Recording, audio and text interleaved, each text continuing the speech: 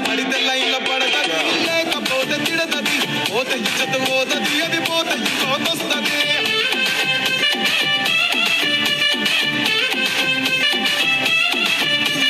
నల్లకన్నా అద్దాలు తొడిగిన పోరి అరే పడితే లైన్ల పడతది లేకపోతే తిడతది పోత ఇచ్చత పోతది అది పోత ఇంకోతొస్తది